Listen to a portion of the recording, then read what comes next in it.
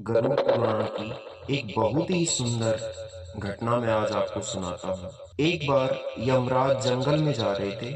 उन्होंने देखा कि एक तोता पेड़ पर बैठा हुआ है। उस तोते को देखकर यमराज हंसने लग गए। तोते ने देखा कि यार कोई और हंसे तो ठीक है, अगर यमराज हंस रहा है तो कुछ ना कुछ गड़बड़ है। अब ये तोता भगवान के वाहन गरुड़ के पास गया। गरुड़ उनका एक अच्छा दोस्त था। गरुड़ को उसने कहा कि आज तो बहुत बुरा हुआ। गरुड़ ने पूछा क्या हुआ? तो उसने बताया कि आज मुझे यमराज देखकर हंस गया, तो मुझे कुछ ना कुछ गड़बड़ लग रही है। गरुड़ कहता है कि चल ठीक है, तू चिंता मत कर, तू एक काम कर, तू मेरी पीठ पे बैठ। गरुड़ उसको अपनी पीठ पे बैठाकर और 7 समुंदर पार एक गुफा के अंदर छोड़ के आ जाता है और उससे कहता है कि तू 5-7 दिन यहीं रहना, यहाँ से बाहर मत निकलना।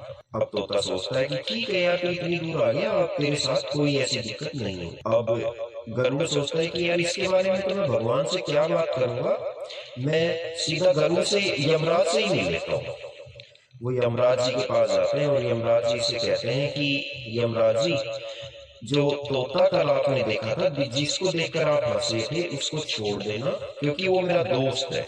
तो यमराज कहते हैं कि वही तोता जिसको कल मैं जंगल में देख के हंसा था? बोले हाँ वही तो। यमराज जी कहते हैं कि मैं उस तोते को इसलिए देख के हंसा था कि यार ये तोता तो यहाँ पे है और इसकी जो मृत्यु है वो 7 समुंदर पार एक गुफा के अंदर बिल्ली के खाने से होगी। तब मैंने सोचा था कि ये तोता उस गुफा तक कैसे पहुंचेगा। अब गरुड़ चिंता में पड़ जाते हैं। वो सोचते हैं कि यार ये मैंने क्या किया। इतनी देर के अंदर यमराज के दूत उस तोते को लेकर आते हैं। तोता को देखकर यमराज कहते हैं कि तू उस गुफा तक कैसे पहुंचा?